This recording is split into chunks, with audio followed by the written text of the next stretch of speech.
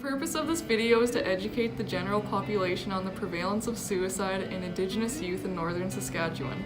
We have decided to direct our focus on northern Indigenous youth because we believe it is important for people to understand how much of an issue suicide is for northern Indigenous youth and what we can do to help. We will discuss statistics, signs and symptoms, what to do to help someone, and resources or helplines that are there to help if you or someone you know are experiencing symptoms or ideations of suicide or self-harm.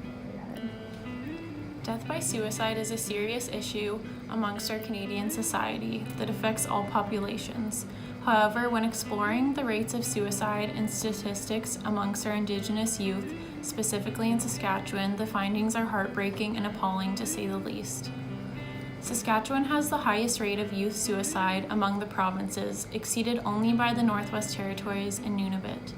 19% of youth in grades 7 to 12 throughout Saskatchewan have considered suicide, and 11% have attempted suicide at least once. Indigenous youth are more likely to consider suicide if one or more parent and/or guardians attended residential school. Out of all youth aged 10 to 29 in Canada, Indigenous youth living on reserve are 5 to 6 times more likely to die by suicide than non-Indigenous youth. The rate of death by suicide among First Nations people in Saskatchewan is 4.3 times higher than the rate among non-First Nations people in the province. In the last 5 years, half of the youth who died by suicide were Indigenous, despite only representing approximately 16% of the general Saskatchewan population. In Saskatchewan, the rate of suicide is 6 times higher for First Nation boys than non-First Nation boys aged 10 to 19, and 26 times higher for First Nation girls than non-First Nation girls of the same age.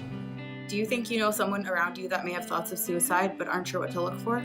It's important to understand that some signs and symptoms are obvious, but some keep their intentions very private. Look out for things like people saying that they wish they were dead or never born, or they talk about killing themselves. When they withdraw from friends and family or run away from their home. Some might have mood swings, like having a really good day and then being extremely discouraged the next. Look for changes in personality such as anxiety, agitation, and behaving recklessly. Being absorbed with death and dying, violence when talking, writing, or drawing is another sign. Saying they feel trapped, hopeless, or using other words when talking about their life or a certain situation that they're faced with. Look out for changes in their normal routine, such as eating, sleeping, using alcohol or drugs more often than usual. They might give away their belongings or say goodbye to people as if they won't see them again. Many people struggle with what to do when they believe that their friend or loved one is thinking about suicide. Lack of resources and support put people at the greatest risk for self-harm and suicidal behavior, and this means that ignoring self-harm behavior is not helpful and will not make it go away. This response may actually escalate the behavior. Punishment and overreaction are also not helpful. These adolescents are not just going through a phase. It affects them daily. They do not need you to get mad at them, and they are not looking for attention.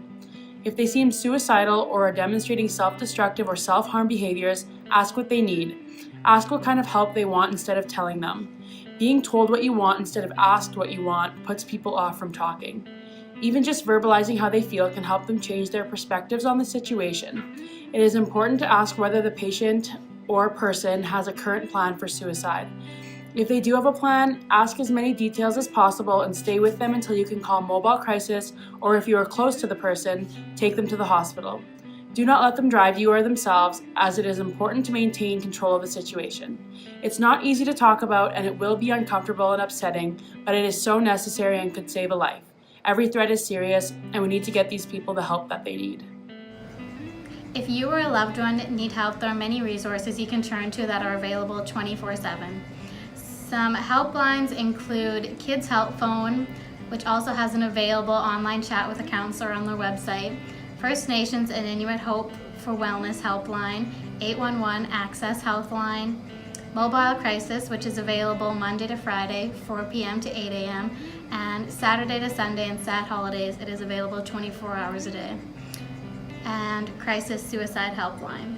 When in a crisis, call or visit your local hospital or health center.